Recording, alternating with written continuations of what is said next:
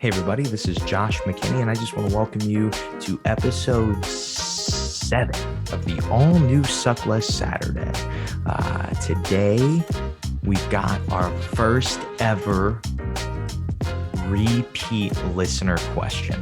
Oh, man, this is going to be craziness. 2 questions. The guy got 2 questions out of 7. He's gotten to pretty much the star of the show by now, but he wanted me to keep him anonymous. So really, it's old man Kronyats, so he is staying anonymous this time.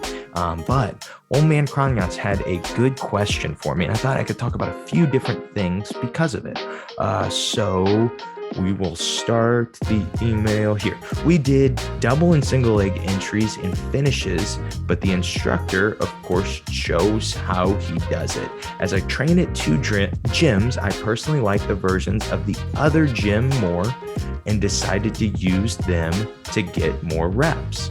The question would be, is the way of seeing a task as drill a single leg, or should you see drill this specific single leg? And he just kind of asked, is that disrespectful to do? Is it wrong to do? If I teach single legs and you have a different way of finishing it, is it wrong of you to drill that way? Well, of course, it is going to be dependent on the gym that you train at.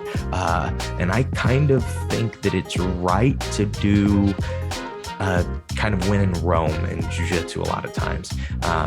You don't want to go into someone else's school and say, hey, I'm here to change things, right? But I'll also say that it's not always the best thing as a coach to say, no, everyone needs to drill in this way. Honestly, the way that I teach anymore, with my better guys, with my higher level guys, I don't care what they're drilling. If they're working on what they want to work on, and it doesn't have anything to do with the technique that we are all working, a lot of times I don't really care. But for me, most of the time, my purple and up people like what I'm teaching and drill it anyway. But that's why I like to drill ideas versus just saying, hey, we're going to do this specific single leg, hand here, hand here, hand here, which is a great way to learn something. It's very simple. It's step by step. It makes a lot of sense. And, it's a very good way to learn something. But if you are a purple belt, especially, I think just that like higher level blue purple belt, my opinion is you should be at least starting to be able to learn jiu-jitsu on your own. And that's your responsibility, not your coach's. If your coach hasn't taught you to learn on your own, you should be trying to learn yourself. You should be trying to figure out how you specifically get better. And as you do that, you're going to run into times that I'm showing something in class and it's just not really what you're focused on. And it would almost be kind of a hindrance for you to drill. If I have a gym where you're not allowed to do that, I think you should probably just take more control of your training and only go to more open mats, not go to as many classes. But again, this is my opinion. Not all coaches are going to like this. But this is how I think. I just think that's how jiu-jitsu is going in the future, to think that there is going to be some curriculum that, well, you just learn all this and then you'll know jiu-jitsu. No way, jiu-jitsu is way too complex.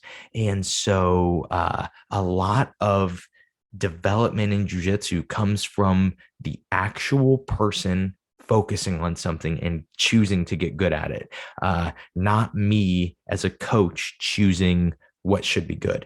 So I guess the answer to your question is this. If it is, I would ask your instructor, if it is the opinion of your instructor that you need to, then you probably just keep doing it. If that's not what you want to do, then start going to open mats instead.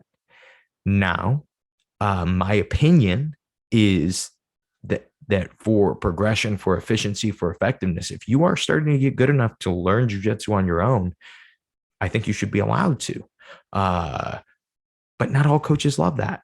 Totally understandable too. It really is okay. For example, my coach has such a huge school and the classes are so big. I don't know if having too much freedom, unless you have 5 or 6 instructors walking around to help people. Sometimes too much freedom would be bad for people, right?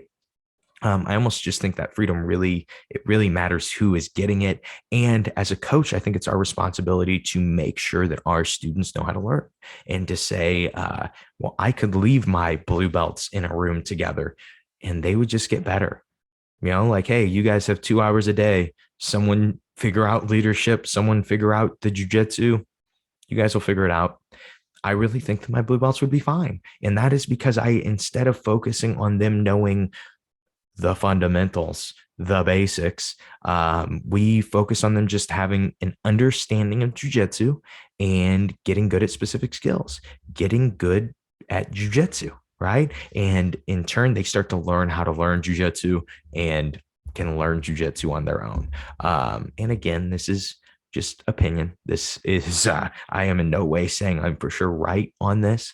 I just think that for most people, having a little more freedom to train, a little more ability, and maybe and this is just like more suggestion for coaches. This isn't the specific question anymore, but maybe a little more broad of an approach. Hey, this is a single leg. Here's some important details on it. Here's some ways to finish it.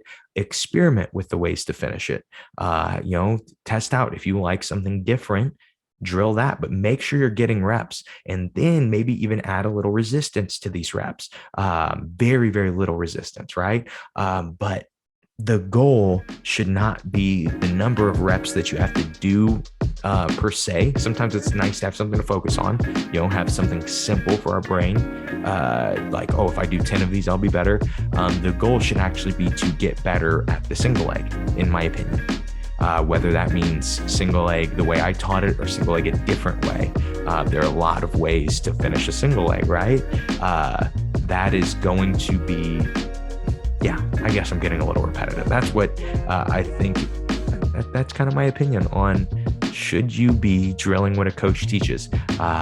Probably not, but if it's the rules of the gym, you should. And if you don't like that, you should probably go to open mat, or buy a few mats and put them in your garage and get a few drilling partners. I really don't think there's anything wrong with that. You just take hold of your own training, and I think if more people did it, they would probably be substantially better at jiu-jitsu. So that's what I'll leave you guys with today. Really short one, but a simple one too. Hope this episode was fun for you guys. Hope you guys enjoyed it, and most importantly, I hope that this episode helps you guys suck just a little bit less at jiu-jitsu. Have a great day, guys.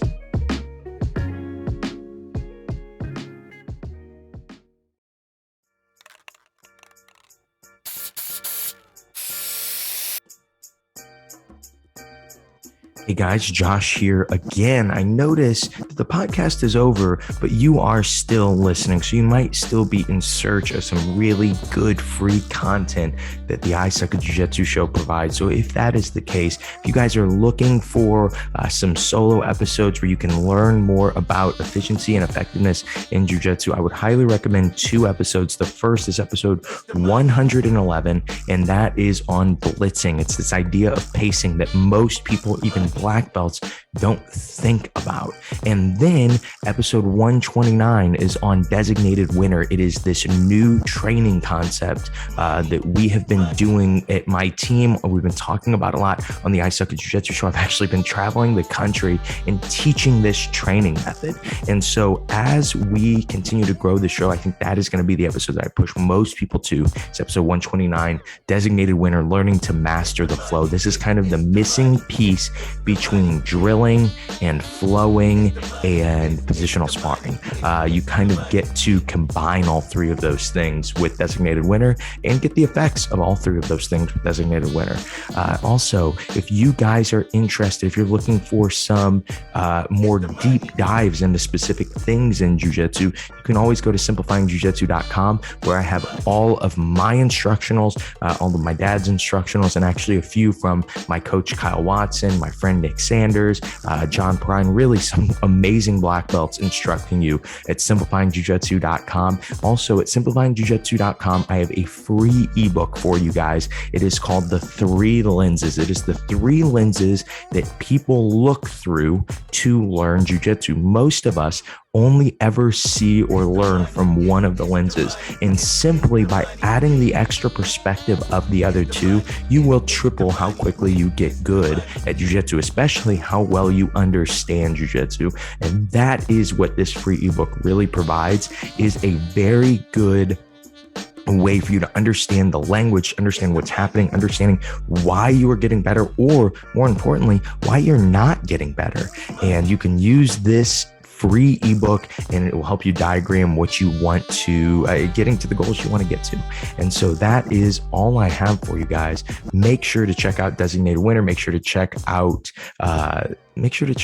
everything that I have at simplifyingjujitsu.com, whether it is free or it is paid. You can also follow me on Instagram at the Josh McKinney. If you ever have any questions or comments, or you want to send a suggestion for a Suck Less Saturday episode, you can email me, Josh at simplifyingjujitsu.com. I read all those emails. Sometimes they get repetitive, so I combine 5 or 6 emails to be a Suck Less Saturday episode. But keep those emails coming so I can keep producing great jiu-jitsu content, and I can keep hearing from the people who actually enjoy the show and want to keep hearing the jiu-jitsu content that I produce. Have a great day, guys. I hope this last little few minute clip helps you suck just a little bit less at jiu-jitsu. Have a great day.